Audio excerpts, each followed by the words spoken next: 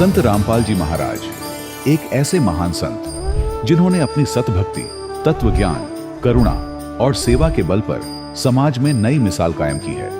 संत रामपाल जी महाराज की अगुवाई में उनके सभी सतलोक आश्रमों से समाज कल्याण के अद्भुत कार्यों ने समाज को सुनहरे भविष्य की एक नई उम्मीद दिखाई है।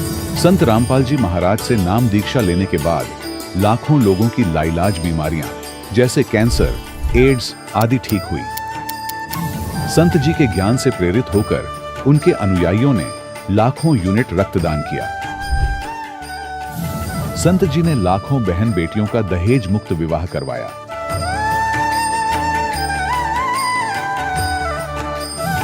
संत जी ने लाखों लोगों का नशा छुड़वाया, करोड़ों उजड़े परिवार बसे।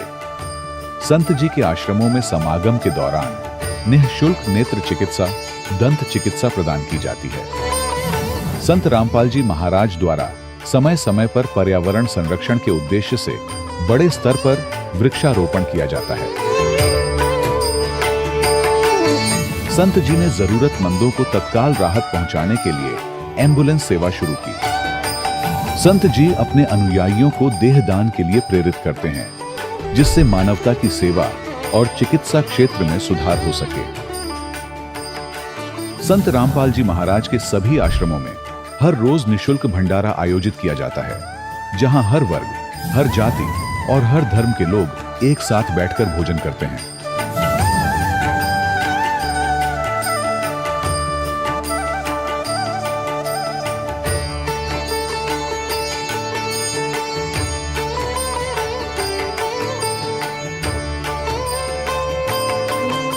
संत रामपाल जी महाराज की अन्नपूर्णा मुहिम ने गरीब और बेसहारा लोगों के जीवन में एक नई ऊर्जा और उम्मीद को जन्म दिया है। घर घर खाद्य सामग्री और जरूरी मदद पहुंचाकर संत रामपाल जी महाराज ने लोगों को दुख और मजबूरी से लड़ने की ताकत प्रदान की है।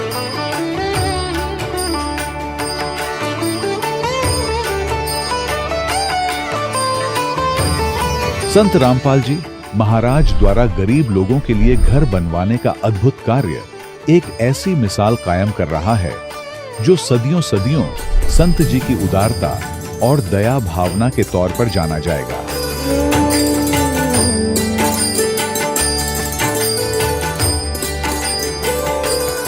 संत रामपाल जी महाराज के आश्रम में हजारों बुजुर्गों को सम्मान और प्यार के साथ जीवन जीने का अवसर मिलता है। उनके खाने, रहने और स्वास्थ्य की पूरी जिम्मेदारी संत रामपाल जी महाराज उठाते हैं। अनाथ बच्चों के लिए संत रामपाल जी महाराज के सभी आश्रम किसी वरदान से कम नहीं।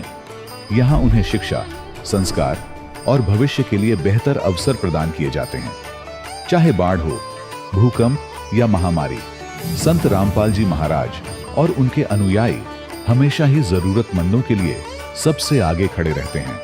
कोविड महामारी के दौरान संत रामपाल जी महाराज के आश्रमों से करोड़ों लोगों के लिए भोजन, दवाइयां और जीवन रक्षक सामग्रियां उपलब्ध कराई गई। चाहे गरीब की मदद हो या किसी शोषित और पीड़ित वर्ग के हक और सम्मान की लड़ाई, संत रामपाल जी महाराज ने हमेशा ही उनकी दबी आवाज को सरकारों तक पहुंचाया है और उन्हें उचित न्याय दिलवाने में अहम भूमिका अदा की है। समाज में आध्यात्मिक और सामाजिक मूल्यों के प्रति जागरूकता लाने में संत रामपाल जी महाराज हर कदम पर मानवता के सच्चे सेवक साबित हुए हैं। संत रामपाल जी महाराज का जीवन हमें सिखाता है कि सच्ची सेवा वही है जो निस्वार्थ भाव से की जाए। आइए हम भी इस महान सेवा के कार्य में इस महान संत से जुड़ें और संत रामपाल जी महाराज से नाम दीक्षा लेकर अपने जीवन को धन्य बनाएं।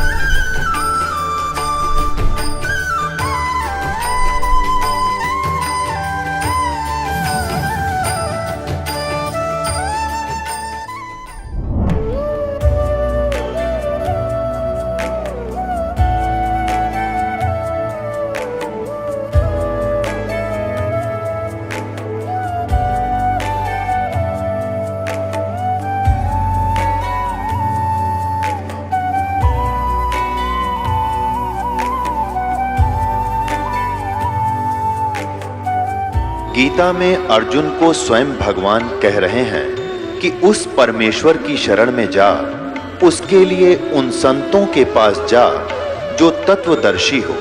इसी प्रकार हजरत मोहम्मद को उनका अल्लाह कह रहा है कि कोई और पूर्ण परमात्मा है, उसको पाने के लिए उन तत्वदर्शी संत की तलाश कर। वो प्रभु कौन है, ये जानने के लिए कृपया अवश्य सुनिए जगत गुरु तत्वदर्शी संत रामपाल जी महाराज के अमृत वचन। सत साहिब दर्शकों, कभी कभी मनुष्य अपने जीवन में हर संभव भक्ति साधना करता है, लेकिन फिर भी जब उसके परिवार पर लाइलाज बीमारियों का कहर टूट पड़ता है तो ऐसे में उसे आत्महत्या ही एकमात्र रास्ता नजर आने लगता है। दर्शकों, कुछ ऐसी ही कहानी थी ओडिशा के रहने वाले वृषकेतु जी की।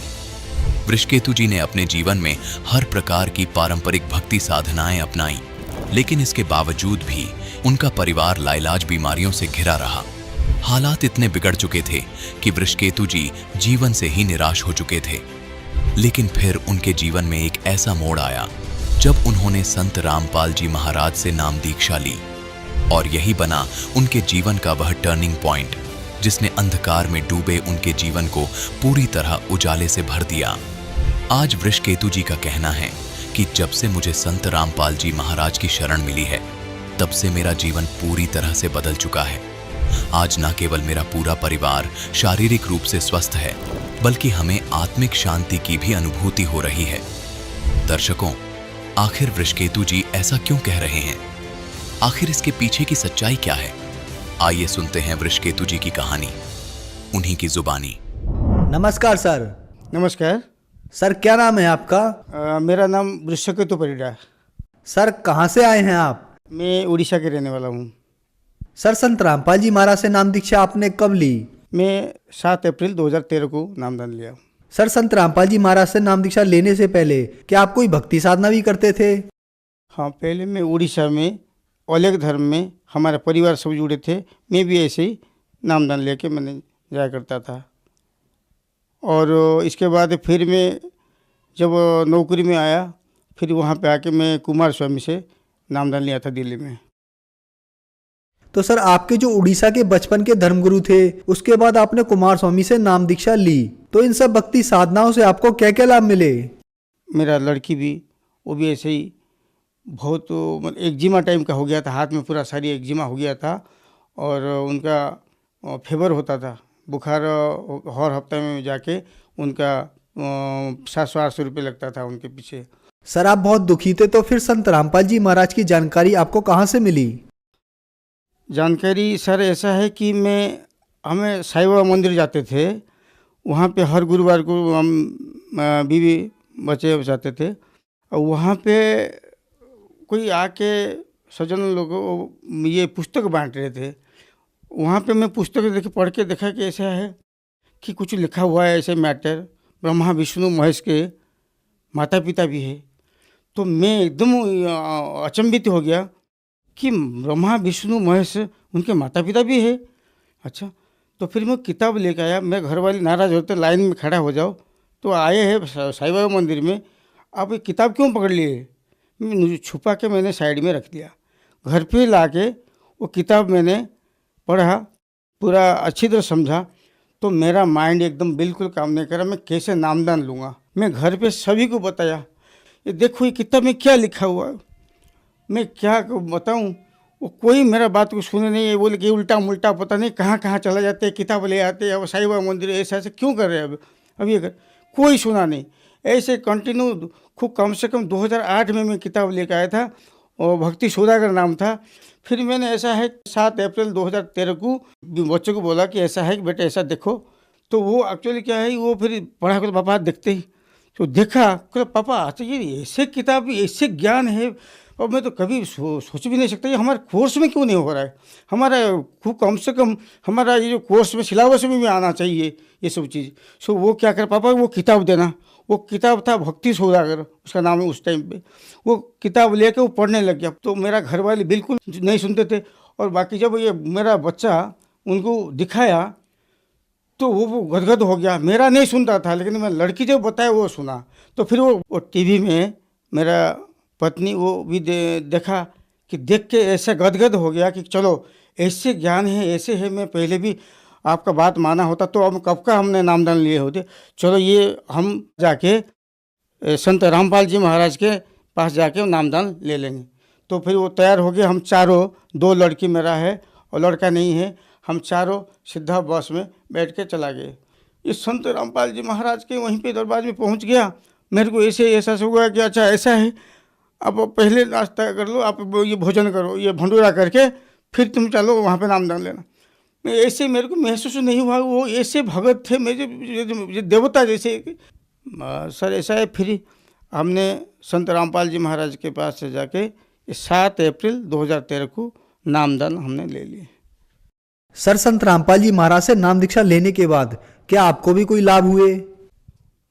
सर ऐसा है, वहाँ पे संत रामपाल जी महाराज के पास जाके नामदान लिया और संत रामपाल जी महाराज ने हमको आशीर्वाद दे दिए, मेरे को जैसे दे दिए, तो मेरा जॉइंट पेन एकदम पूरा कहीं गायब हो गया। आकर उसी टाइम उसी वक्त मेरा शरीर एकदम ठंडक हो गया और मैं वहाँ पे संभाला नहीं गया। मैं तो बच्चा जैसे रोना शुरू गया, मेरे को पकड़ के सब लेके गए। और मेरा जो साइनासाइड, जो सिर में दर्द हो रहा था, मैं पट्टी बांध के सोता था, ऐसे ही दुख हो रहा था, इतना कष्ट हो रहा था, तो वो एकदम गायब हो गया। कहाँ चला गया मैं समझ भी नहीं आया। सर ऐसा है, 4 साल से मेरा लड़की एक्जिमा से पीड़ित था। मैं बहुत कोशिश करके दिल्ली में कई हॉस्पिटल में जाके मैंने ये उसको इलाज करवाने गया था। पैसा भी बहुत खर्च हो गया, लेकिन आखिर में बहुत परेशान होकर रह गया। कुछ में रोने के सिवा कुछ नहीं था, ऐसे ही वो इनका हाथ सड़ रहा था। मैं बहुत परेशान होकर जब गया था वहाँ पे रामपाल जी महाराज के पास जाके, मैं जब आशीर्वाद उन्होंने लड़की ने लिया, तो तभी जाके सारी जितना बीमारी सब तुरंत ठीक हो गए। और मिसेस की ब्लड प्रेशर, जब से मैंने शादी किया था तब से उनका ब्लड प्रेशर था, और उनका संत रामपाल जी महाराज के आशीर्वाद से वो सारी ब्लड प्रेशर पूरा एकदम पूरा नॉर्मल हो गया। और मेरा लड़की ऐसे संत रामपाल जी महाराज के आशीर्वाद से वो एम्स में 2nd ईयर होने जा रहा है, पढ़ाई कर रहा है अभी। और उनका परसेंटेज हाई स्कूल में था 99.8% और एम्स में जो एंट्रेंस दिया था उसमें भी वही परसेंटेज लेकर आ गया। और स्कूल में प्राइज उनके 24,000 मिला था प्राइज। और जो दिल्ली के मुख्यमंत्री केजरीवाल और जो मनीष सिसोदिया, वो भी आके आश्चर्य हो गए कि एक सरकारी स्कूल में पढ़ के वो ऐसे टैलेंट है, अंग्रेजी में एकदम इतना बढ़िया स्पीच दे रहे और ऐसे प्राइज ले रहे, ऐसे स्कोर रख रहे, हम उम्मीद नहीं कर सकते।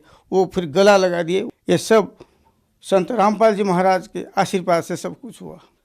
सर ऐसा है कि और एक बहुत बड़ा चमत्कार है। मेरा पत्नी ब्रेन हेमरेज हो गया और उनको एम्स ले गए थे। एम्स में पूरा मना कर दिया कि ये मर जाएगी, इनको ले जाओ, हमारे यहाँ पे कुछ नहीं हो पाएगा।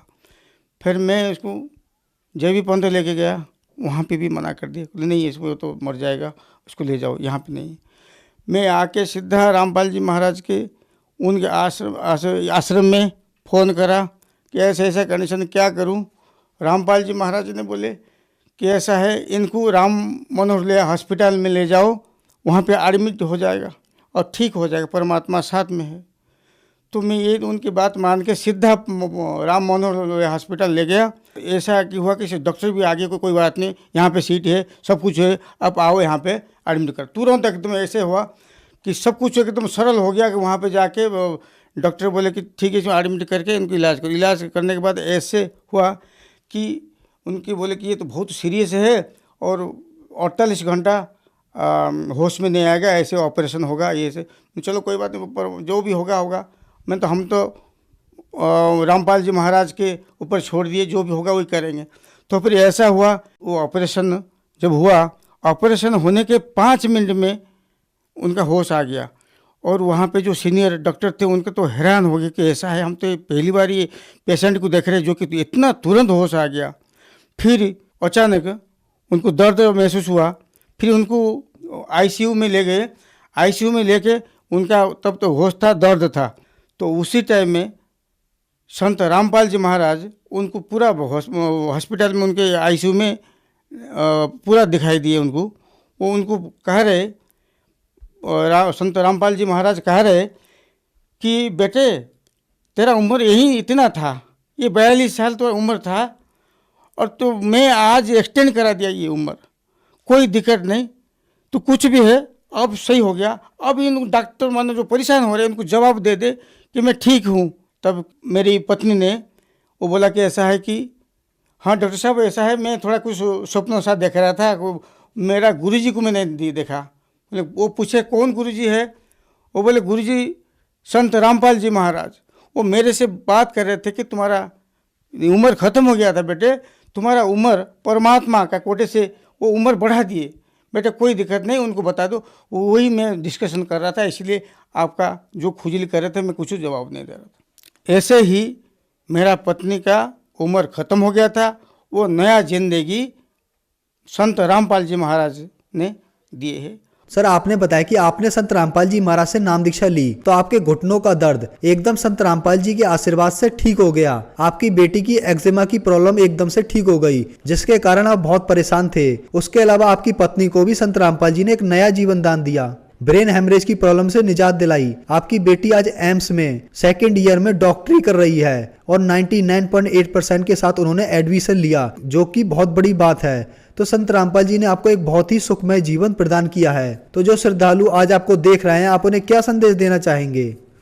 मैं संदेश ये देना चाहता हूँ कि मेरा ये दास की जितना अटूट विश्वास है, आप समाज को मैं यही दे रहा हूँ संदेश कि सभी संत रामपाल जी महाराज के पास जाके नामदान लीजिए और आत्मकल्याण कराइए और सुख शांति भी लीजिए। सर संत रामपाल जी महाराज से नाम दीक्षा कैसे ले सकते हैं? सर ऐसा है, बहुत सारे टीवी में संत रामपाल जी महाराज के सत्संग चलता है, उसके नीचे पट्टी में एड्रेस और फ़ोन नंबर सब कुछ लिखा होता है, वहाँ देख के आप कांटेक्ट करके आप जाके नामदान ले सकते हैं। धन्यवाद सर। सर नमस्कार। दर्शकों, अभी आपने सुने संत रामपाल जी महाराज से दीक्षा प्राप्त करके सुखी हुए भक्त के अनुभव। अब देखिए जगत गुरु तत्वदर्शी संत रामपाल जी महाराज के मंगल प्रवचन। अब हम छठा पढ़ रहे, कुंती पुत्र।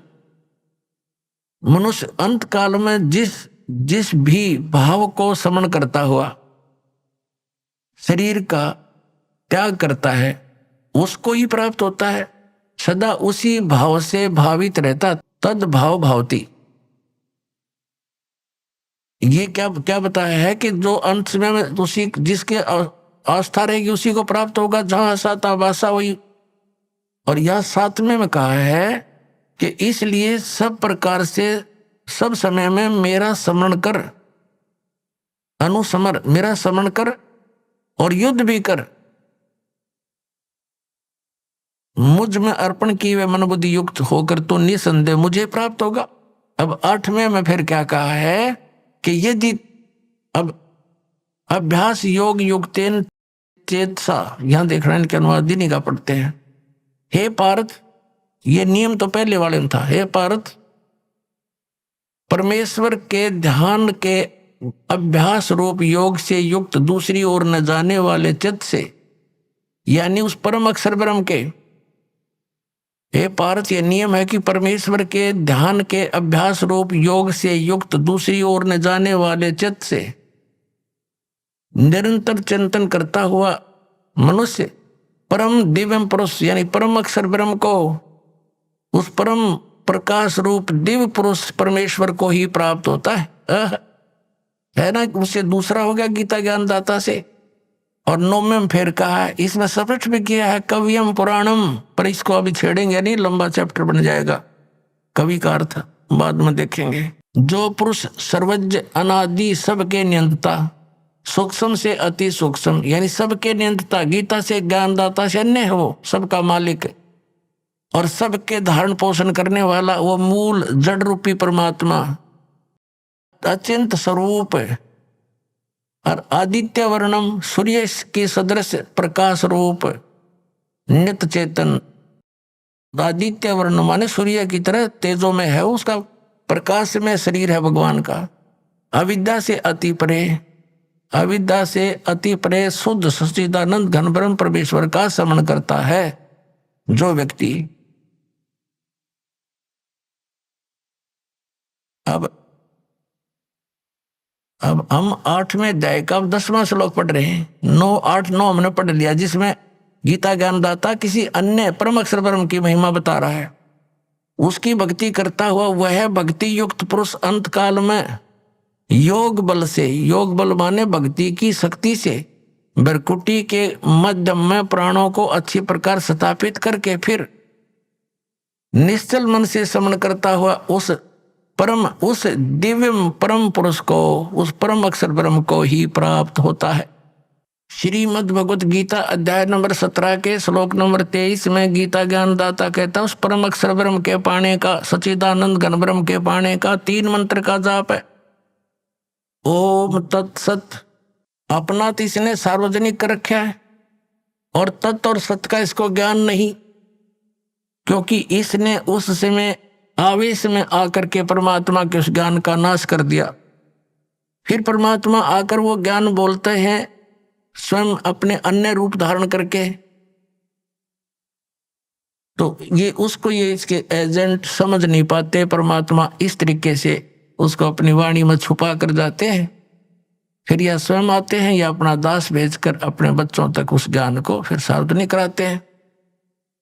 अब 17वें अध्याय के 23वें श्लोक को फिर दिखाते हैं आपको, देखिएगा। ये श्रीमद् भगवद गीता 17वें अध्याय का 23वां श्लोक दिखाते हैं।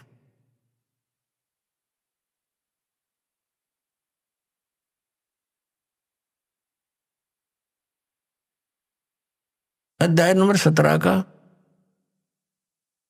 ये 23 नंबर मंत्र है। ओम तत्सत इति निर्देश ब्रह्मणे त्रिविध समर्थ ब्राह्मणा तेन वेदा च यज्ञा च विहिता पुरा। ओम ओम तत् तत् सत सत। ओम तो सीधा है, तत् और सत ये गुप्त है, सांकेतिक है। ऐसे यह 3 प्रकार का सच्चिदानंद घन ब्रह्म का नाम कहा है, वो परम अक्षर ब्रह्म का नाम कहा है। अब ये क्या स्पष्ट हुआ कि श्रीमद् भगवत गीता में गीता ज्ञानदाता ये ऑप्शन छोड़ रहा है कि उस परम अक्षर ब्रह्म के पाने की विधि उस सूक्ष्म वेद में है।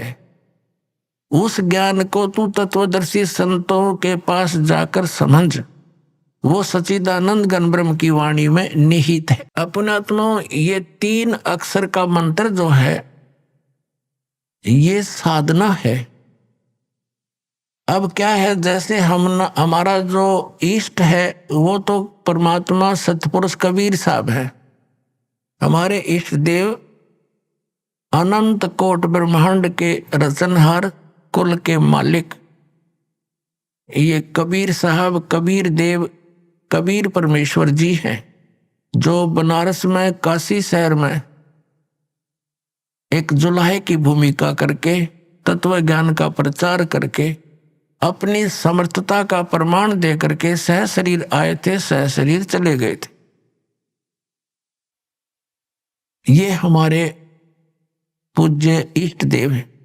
अब जैसे हमें जल की महिमा का पता है और जल प्राप्त करने के लिए हमने जो भी साधन अपनाने पड़ेंगे, जो साधना करेंगे, वो तो मजदूरी है, वो साधना है। और उद्देश्य क्या है? वो जल प्राप्ति है, वो हमारा उद्देश्य है। तो जो साधना में हम औजार प्रयोग करेंगे वो हमारे उपास्य नहीं है, वो साध्य नहीं है, वो साधना है, और हमारा उद्देश्य जल प्राप्ति है। तो जैसे इस ओम और तत् सत ये 3 मंत्र का जाप है। गीता जी अध्याय नंबर 18 के श्लोक नंबर 62 में गीता ज्ञानदाता कहता है कि अर्जुन तू सर्वभाव से उस परमेश्वर की शरण में जा, उसकी कृपा से ही तू परम शांति को और सनातन परम धाम को प्राप्त होगा। इससे सिद्ध हो गया कि गीता ज्ञानदाता से अन्य वो परम अक्षर ब्रह्म है, उसकी शरण में जाने से परम शांति को और सनातन परम धाम जो कभी नष्ट न होने वाला शाश्वत स्थान सतलोक प्राप्त होगा। और गीता ज्ञानदाता ने अपने विषय में बता दिया चौथे अध्याय के 5 और 9 में गीता जी में श्लोक में, और दूसरे अध्याय के 12 में, 10वें अध्याय के दूसरे श्लोक में, अर्जुन तेरे और मेरे बहुत जन्म हो चुके हैं, तो नहीं जानता मैं जानता। अब इसलिए इसने 18वें अध्याय के 62वें श्लोक में कहा कि सर्वभाव से तू उस परमेश्वर की शरण में जा, उसकी कृपा से तो परम शांति और सनातन परम धाम को प्राप्त होगा। गीता जी अध्याय नंबर 15 के श्लोक नंबर 4 में स्पष्ट हो गया कि तत्वदर्शी संत की प्राप्ति के उपरांत परमेश्वर के उस परम पद की खोज करनी चाहिए जहां जाने के बाद साधक फिर लौटकर कभी संसार में नहीं आते। अकेले ओम नाम का जाप करने से इसने बता दिया क्या बेनिफिट होगा। 8वें अध्याय के 13वें श्लोक में कि इसका सेवन करेगा तो परम गति को प्राप्त होगा। ओम नाम से होने वाली वो श्री देवी भागवत में और 8वें अध्याय के 13वें श्लोक में श्रीमद् भगवद गीता ने स्पष्ट कर दिया कि वो ब्रह्म लोक में जाएगा और वहां गए हुए प्राणी भी लौट कर आते हैं, जन्म मृत्यु होती रहती है। अब वो साधना कौन सी है जो परम अक्षर ब्रह्म की प्राप्ति होगी, शाश्वत स्थान प्राप्त होगा जहां जाने के बाद फिर लौट कर कभी वापस नहीं आएंगे। वो साधना है जो दास आपको देता है और उसका संकेत इन पवित्र सदग्रंथों में आपको दिखा दिया। अब 17वें अध्याय के 23वें श्लोक में श्रीमद् भगवद गीता में 3 मंत्र बता दिए। ओम तत्सत, ओम और तत् ये 2 अक्षर का मिलकर एक सतनाम बनता है। ओम तो सार्वजनिक है, तत् ये सांकेतिक है। परमात्मा ने कहा था कि हमने जो मूल ज्ञान है वो अभी गुप्त रखा हुआ है और जब लग ये पिछली पीढ़ी का समय नहीं आएगा तब तक हम इसको सार्वजनिक नहीं करेंगे, नहीं तो इन काल के द्वारा चलाए गए पंथों के पंथियों, इन गुरुओं के हाथ लग जाएगा ये मंत्र, तो ये भी वही नाम देने लग जाएंगे और फिर वो अधिकारी होंगे नहीं और फिर हमसे कोई परिचित हो नहीं सकेगा। अनधिकारी से प्राप्त करके जाप करने व्यर्थ है, तो इसलिए इसको गुप्त रखा था। अब ये 2 अक्षर का मंत्र है, इसमें एक तत् है एक ओम है। ये 2 अक्षर का मंत्र सतनाम है। अब इसका कितना काम है, जैसे हमने जल प्राप्ति करनी है तो बोकी लगाई जाती है हैंडपंप लगाने के लिए। जल प्राप्त करने के लिए जमीन से हैंडपंप लगाना होता है। हैंडपंप हमारा पूज्य नहीं है, वो तो साधना है, हथियार हैं, औजार हैं, जल प्राप्ति के इंस्ट्रूमेंट हैं।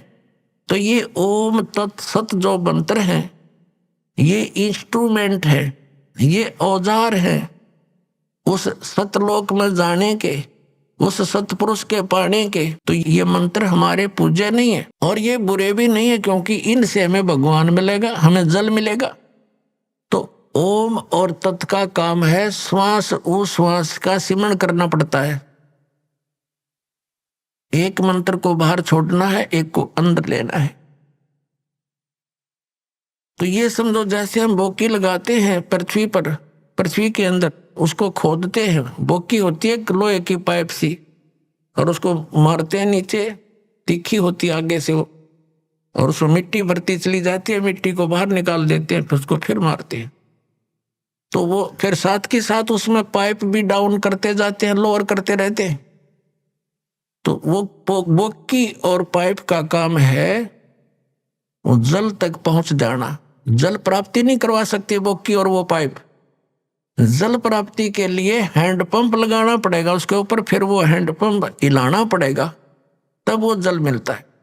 ऐसे ओम और तत् ये 2 अक्षर का मंत्र तो समझो बोकी मारनी है श्वास उश्वास से। और जब कारीगर यानी मैकेनिक मिस्त्री हैंडपंप लाने वाला ये देख लेगा कि अब हैंडपंप बांधने का लगाने का समय आ गया है, जब जल मिलेगा, तो वो तभी उस पे हैंडपंप लगाता है, नहीं तो कहता रहता है वो की और मारो और लगाओ, लगे रहो।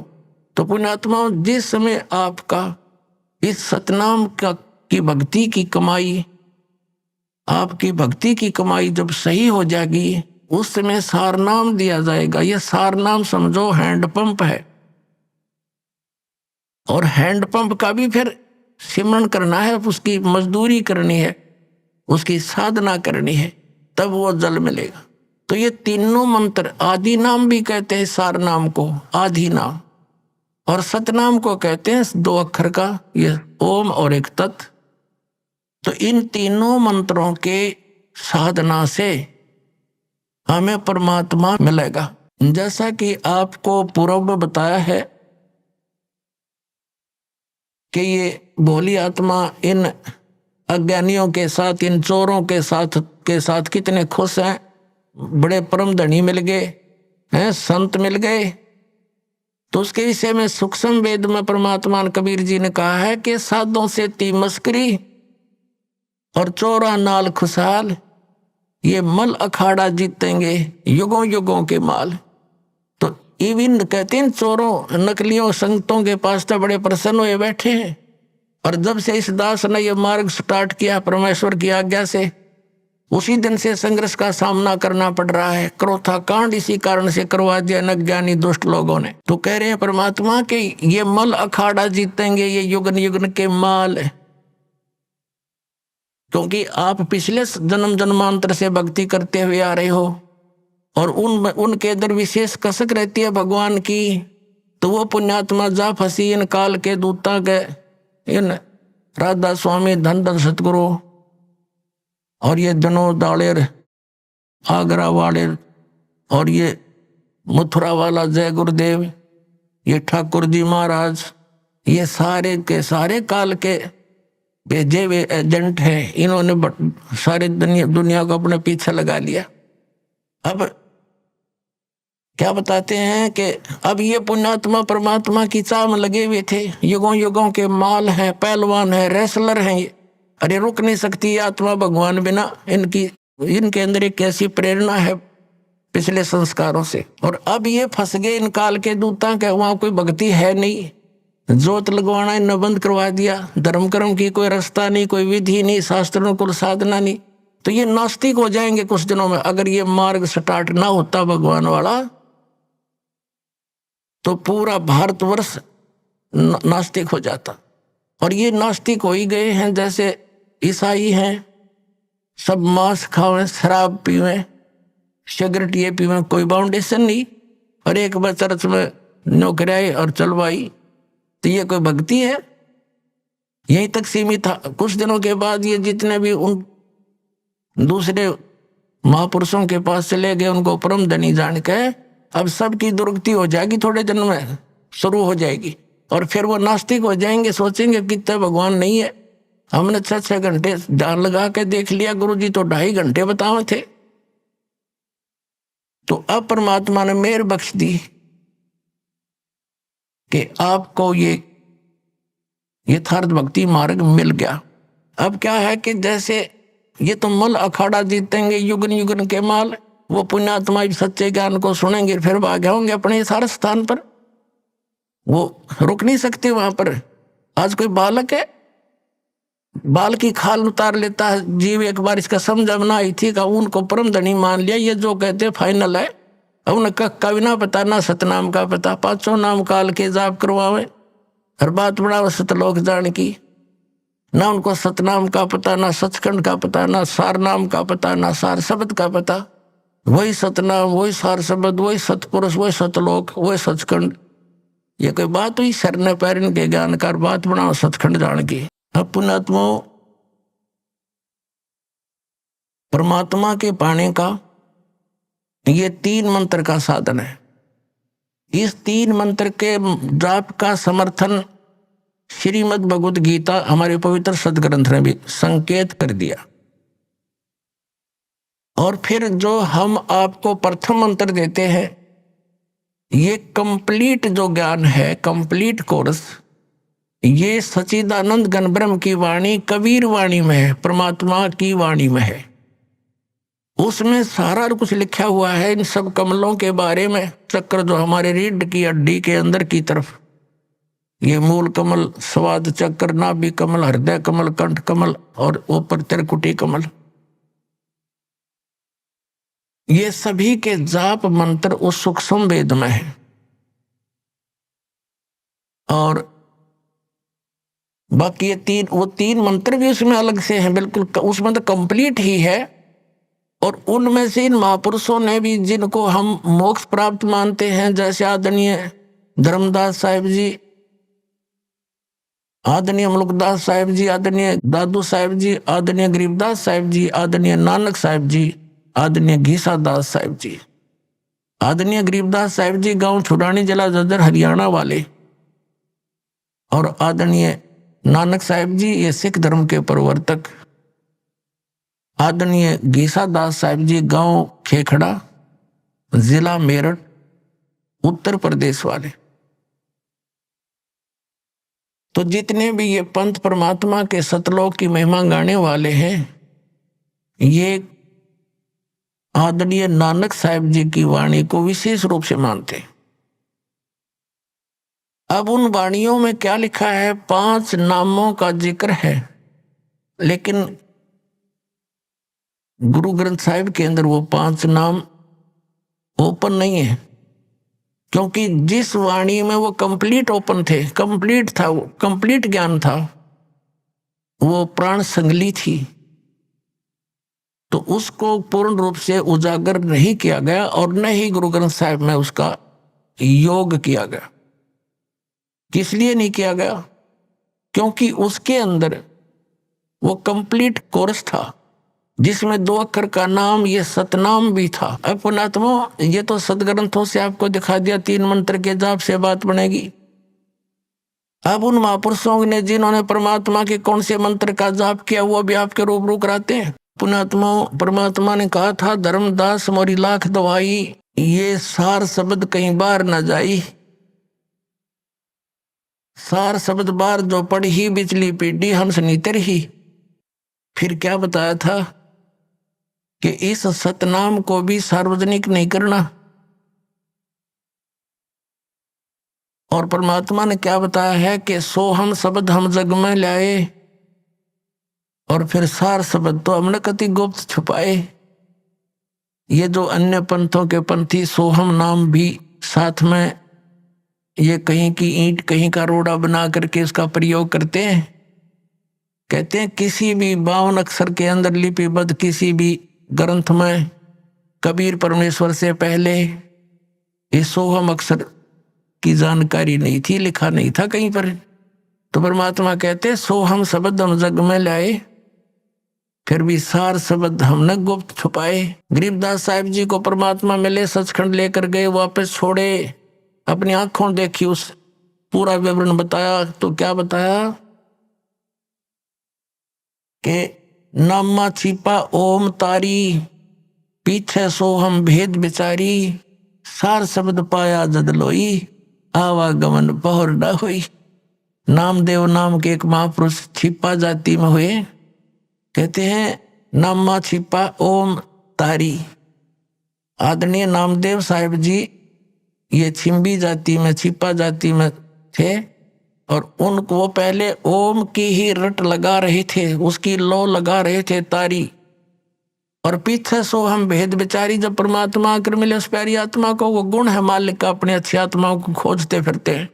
कबीर साहब कहते हैं गोता मारूं स्वर्ग में, अर्जा बैठूं पाताल, कह कबीर ढूंढता फिरूं अपने हीरे मोतीलाल।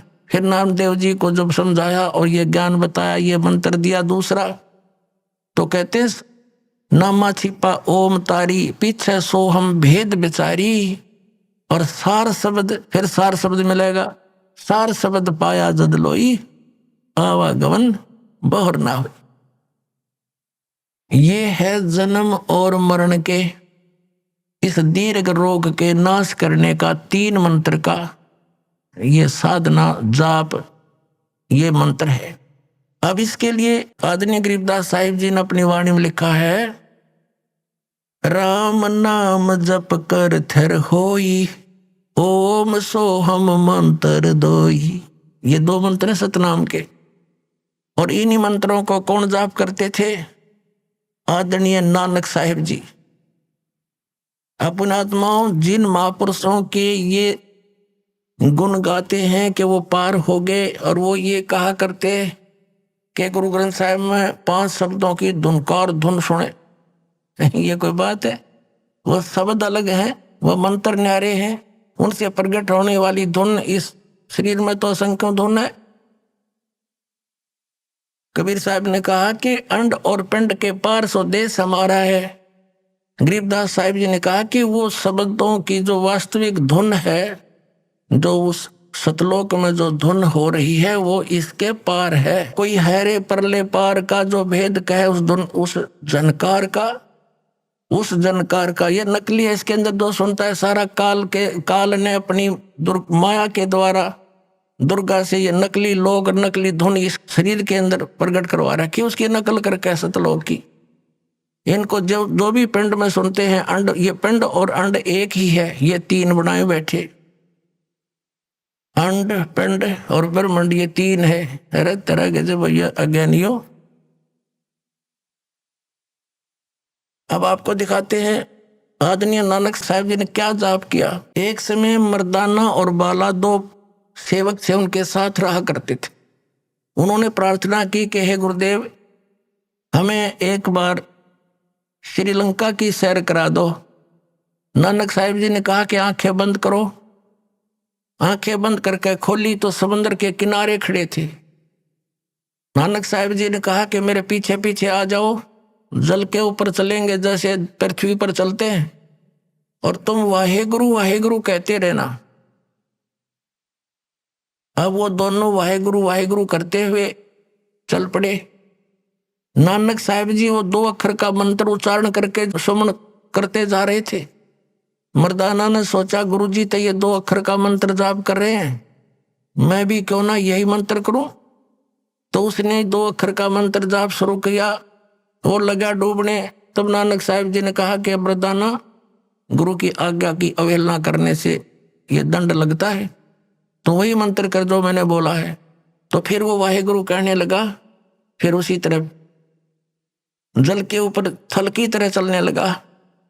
अब यहां झटका देना अनिवार्य था नानक साहिब जी के द्वारा, कि नहीं तो ये नाम सार्वजनिक हो जाता। ऐसा भय मान गया पूरा सिख समाज कि यदि इस नाम का जाप कर लिया तो मर्दाना की तरह दंडित हो जाएंगे और गुरुदेव की आज्ञा की अवहेलना होने से हानि हो जाएगी। इसी कारण से वो प्राण संगली के अंदर नानक साहिब जी ने सारा भी डिटेल लिखी थी। उसको गुरु ग्रंथ साहिब में नहीं रखा, बल्कि उसको समुद्र दरिया में बहा दिया था। वो तो एक संत ने प्रार्थना करके निकाल लिया, उसका कुछ अंश बच गया, बाकी अध्याय वो नहीं रखे, साथ में छोड़ दिए। तो अब दिखाते हैं आपको, ये है सब तो बड़ी भाई बाले वाली जन्म साखी। भाई जवाहर सिंह, कृपाल सिंह एंड कंपनी।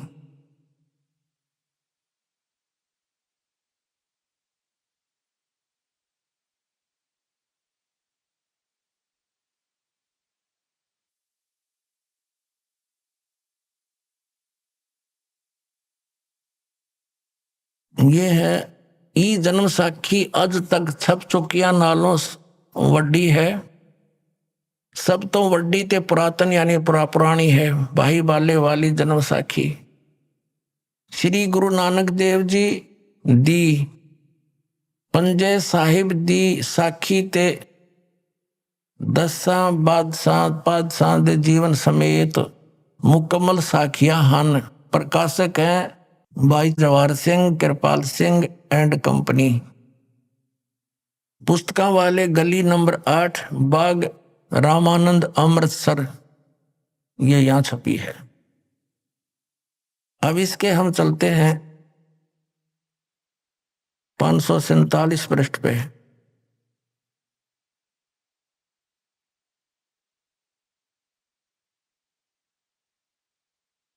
समुद्र दी साखी, ये है 547 पृष्ठ, समंदर दी सागर दी। बाला संधु उवाच, यानी बाला संधु ने, उवाच माने उसका कथन। ताते है गुरु अंगद जी, जद गुरु नानक जी अजिते पासों विद्या होए, ता मर्दाने किहा सच्चे पातशाह जी असा समंदर ता देखिया, पर लंका ना देखी जिथे रामचंद्र जी चढ़ाई कीती है।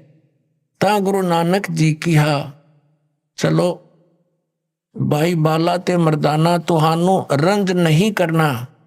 आँखी मीटो, आँखी बंद करो। जा आँखें मीट के खोलियां ता समंदर दे कंडे जाई खड़े हुए। ते आखण लगे बाला ते मर्दाना मेरे पीछे पीछे चले आओ। मुखों वाहेगुरु वाहेगुरु कहंदे आओ। ते आगे आगे गुरुजी तुर पे। जैसे धरती ऊपर तुरदे सन उसे तना समुंदर ऊपर तुर पे। ता चले जान जावण ते पीछे पीछे बाला ते मर्दाना जावण। ता मर्दाना विचार कीती कि गुरु जी गुरु नानक देव जी ओम सोहम जपदे जांदे हन। ता मर्दाना भी ओम सोहम लगा जपण ते लगा गोते खावण। ता गुरु नानक जी देखण ता मर्दाना गोते खांदा है। ता गुरु जी किया मर्दाना गुरु दी करने वल नहीं देखना। गुरु दे वचना पर चलना चाहिए। तू मर्दाना ओही आख जो असा आखिया है। ता मर्दाना फिर लगा वाहेगुरु वाहेगुरु कहन। ता फिर जल ऊपर उसी तरह तुरन लगा। अब आप जी ने ये तो पंजाबी वाली पढ़ी, क्योंकि अब पंजाबी के जानने वाले पंजाब स्टेट को छोड़कर पूरे भारत में बहुत कम ही है। अब हिंदी इन्हीं के द्वारा अनुवादित है। थोड़ी सी ये भी झलक दिखाएंगे, देखिएगा। भाई बाले वाले श्री गुरु नानक देव जी की जन्म साखी। भाई चतर सिंह जीवन सिंह अमृतसर से छपी है। अभी आपने सुने संत रामपाल जी महाराज के मंगल प्रवचन। आइए अब सुनते हैं संत रामपाल जी महाराज से नाम दीक्षा लेकर सतभक्ति करके अद्भुत लाभ प्राप्त करने वाले अनुयायी के विचार। दर्शकों, जब कोई मनुष्य अपने जीवन में सुख और शांति की तलाश में अनेकों प्रकार की भक्ति साधनाएं करता है और कई धर्म गुरुओं की शरण में भी जाता है, लेकिन फिर भी जब उसे कहीं से भी कोई लाभ नहीं मिलता तो उसका हताश निराश होना स्वाभाविक हो जाता है। दर्शकों, कुछ ऐसी ही कहानी थी मध्य प्रदेश की रहने वाली आशा जी की। आशा जी ने अपने जीवन में सभी प्रकार की पारंपरिक भक्ति साधनाएं अपनाई। इन्होंने व्रत उपवास किए, पीर पैगंबरों की दरगाहों पर चादरें चढ़ाईं, अनेकों धार्मिक स्थलों की पदयात्राएं की, लेकिन कुछ भी हासिल नहीं हुआ।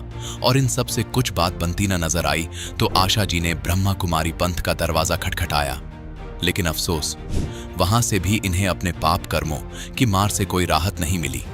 लेकिन दर्शकों, आज आशा जी का कहना है कि जब से मैंने संत रामपाल जी महाराज की शरण ग्रहण की है और उनके द्वारा बताई गई शास्त्रानुकूल भक्ति को अपनाया है, तब से मेरा और मेरे परिवार का जीवन पूरी तरह से बदल गया है। दर्शकों, आखिर संत रामपाल जी महाराज की भक्ति में ऐसा क्या जादू है जो आज आशा जी जैसे लाखों श्रद्धालु अन्य धर्म गुरुओं को छोड़कर संत रामपाल जी महाराज से नाम दीक्षा ले रहे हैं? आखिर इसके पीछे की सच्चाई क्या है? आइए सुनते हैं आशा जी की कहानी, उन्हीं की जुबानी। नमस्कार बहन जी। सत साहेब, क्या शुभ नाम है आपका? मेरा नाम आशा है। कहाँ से हैं आप? मैं सिगरौली ज़िले से आई हूँ। संत रामपाल जी महाराज की शरण में आने से पहले आप क्या भक्ति साधनाएं करते थे? मैं संत रामपाल जी महाराज जी की शरण में आने से पहले मैंने हर देवी देवता की भक्ति करी है। बचपन से ही मुझे लगाव था। मैंने गणेश जी से शुरुआत करी थी। गणेश जी से शुरुआत करने से फिर मुझे लगा कि नहीं, कुछ मुझे लाभ नहीं मिल रहा है, तो मैंने शिव भगवान की करी, वहाँ भी लाभ नहीं मिला। मैंने देवी की करी, देवी की करने से ऐसा लगा कि नहीं कुछ मिल रहा है। मैं फिर देवी में ही अटक गई। उसके बाद फिर लगा कि नहीं, कुछ फ़ायदा नहीं हो रहा है। उसके बाद मैं ओम शांति से ब्रह्म कुमारी आश्रम से जुड़ी। मैं ब्रह्म कुमारी आश्रम से जुड़ने के बाद कुछ मन में ऐसा संतोष हुआ कि नहीं, कुछ है यहाँ, कुछ शांति मिली मुझे। फिर मैं उसी में लगी रही। फिर ऐसे लगे वहाँ भी मुझे ऐसा लगा कि नहीं, यहाँ भी कुछ नहीं है। मन में एकदम खिन्न हो गया कि अब मैं कहाँ जाऊँ। बहुत तकलीफ़ होने लगी मन में। फिर मैं परेशान रहने लग गई, तबीयत भी मेरी ख़राब रहने लगी। बहुत दुख होने लगा मुझे कि क्या जीवन है, यहाँ तो कुछ सुख शांति है ही नहीं। किसकी भक्ति करें, कहाँ जाएं, कहीं कुछ भी नहीं मिल रहा था मुझे। मैंने ऐसे ही करते करते भगवत गीता पढ़ी।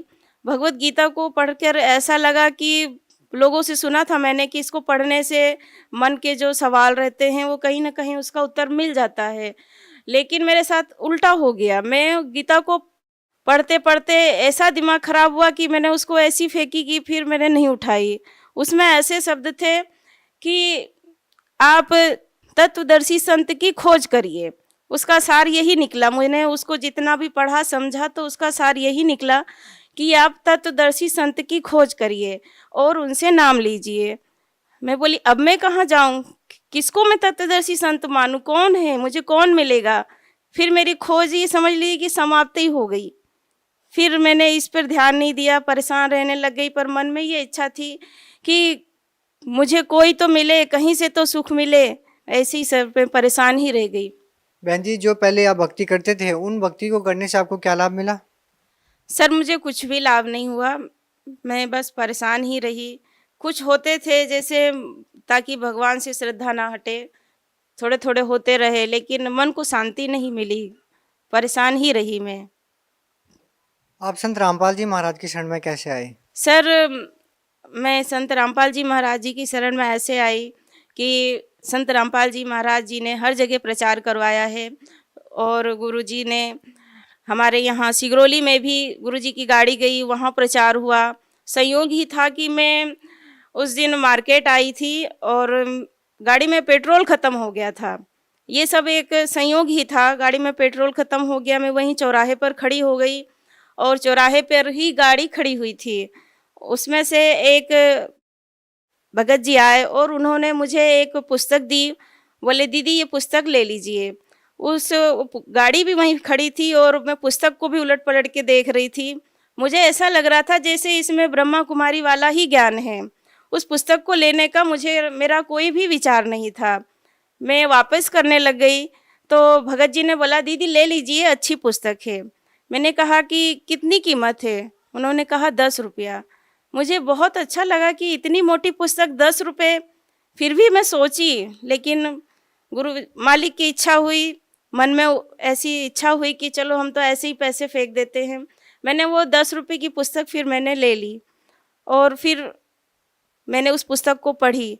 मैं उस पुस्तक को पढ़ के 2-3 पेज ही मैंने पढ़े थे। उसमें एक वर्ड आया कि भगवान कोई गाय ढोर नहीं है जिनको कैद करके रखा जाए।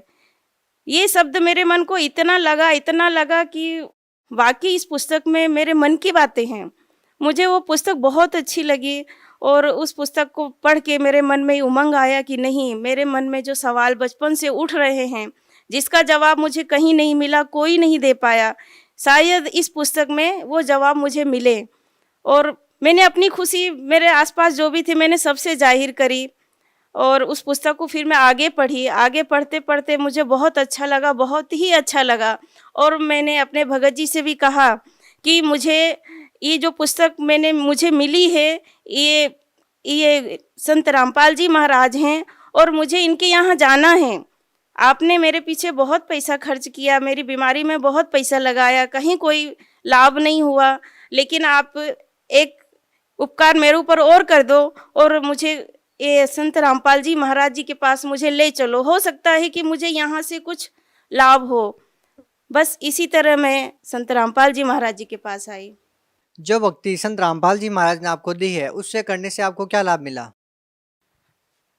जो संत रामपाल जी महाराज जी ने जो भक्ति दी है उसको करने से मुझे बहुत लाभ हुआ।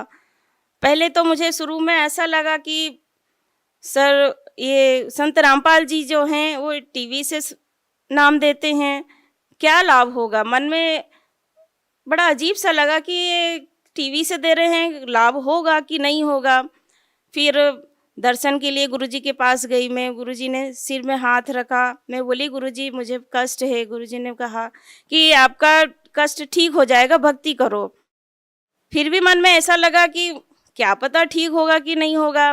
चूँकि मैं ब्रह्मा कुमारी आश्रम से जुड़ी थी तो मुझे ऐसा लगा कि ब्रह्मा कुमारी आश्रम वाला ही ठीक था, कम से कम यहाँ जाप नहीं करना पड़ता था।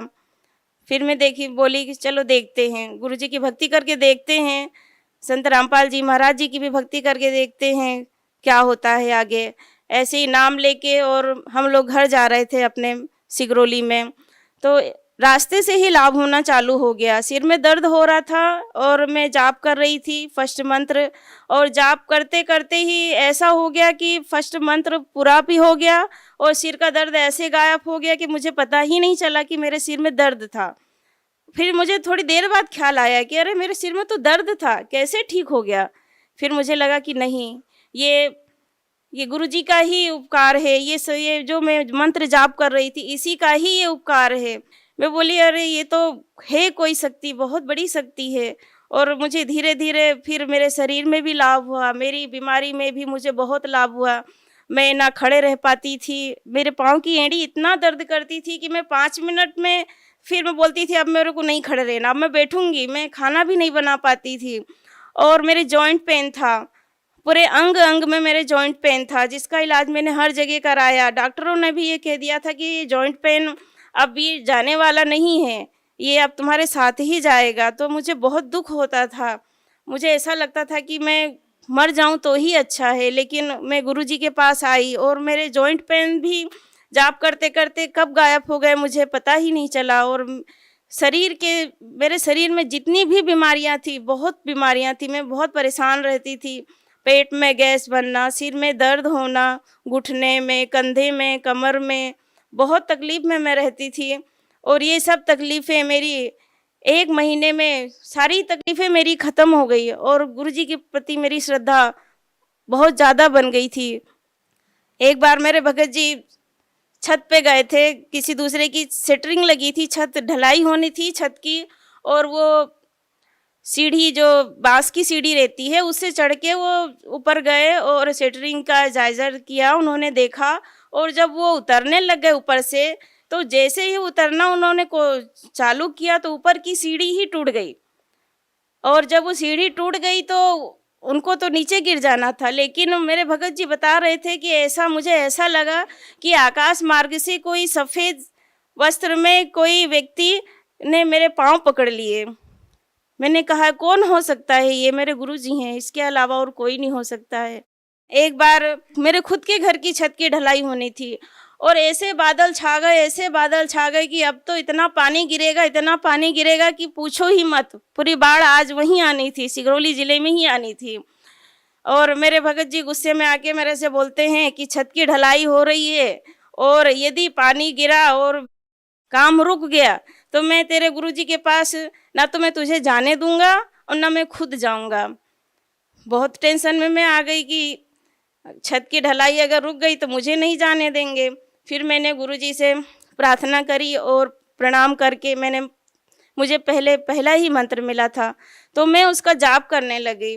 और मंत्र का जाप पूरा होते होते कुछ बूंदें तो आई थी, छत में कुछ बूंदें दिखती थीं, लेकिन और ऐसे बादल छट गए जैसे कि कहीं यहाँ कुछ था ही नहीं। बड़ा अच्छा लगा मुझे कि देखो गुरुजी कितना बड़ा कष्ट काट देते हैं, नहीं तो आज ये क्या होना था, छत की ढलाई भी रुक जाती, पूरा मटेरियल सब खराब हो जाना था। मेरे परमात्मा ने, मेरे संत रामपाल जी महाराज जी ने बहुत दया करी है, बहुत। आप भगत समाज को क्या संदेश देना चाहेंगी? मैं भक्त समाज को यही संदेश देना चाहूँगी, संत रामपाल जी महाराज पूर्ण परमात्मा हैं आप, और पूर्ण परमात्मा हमारे गुरुजी शास्त्रों के अनुसार विधि बताते हैं, भक्ति बताते हैं, और इन्हीं को करने से ही मोक्ष होगा। और आप आइए और अपना कल्याण करवाइए, अपना मोक्ष करवाइए। जी बहुत बहुत धन्यवाद आपका। सत साहेब।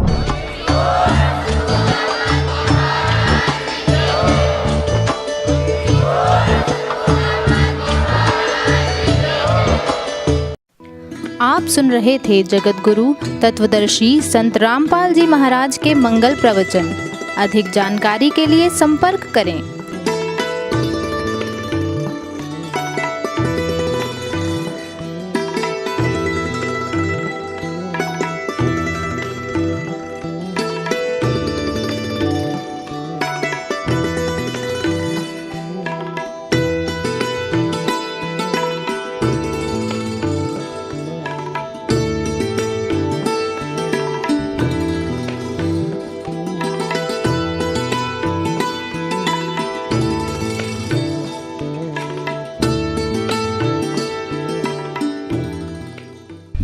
तत्वदर्शी संत रामपाल जी महाराज जी के पावन सानिध्य में भक्ति की अलख जगाने तथा श्रद्धालुओं को सत्य भक्ति मार्ग का रास्ता दिखाने हेतु कनाडा के लोकप्रिय channel the TV NRI channel पर जगत गुरु तत्वदर्शी संत रामपाल जी महाराज जी के मंगल प्रवचनों का प्रसारण प्रतिदिन सुबह 7:30 बजे से 8:30 बजे तक तथा रात्रि 7:30 बजे से 8:30 बजे तक किया जा रहा है। इस सत्य भक्ति मार्ग को अपनाने के लिए अधिक से अधिक सत्संग प्रसारण देखें। इस सत्संग प्रवचन का सीधा प्रसारण संत रामपाल जी महाराज लाइव सत्संग YouTube चैनल और जगत गुरु संत रामपाल जी महाराज Facebook पेज पर भी देख सकते हैं।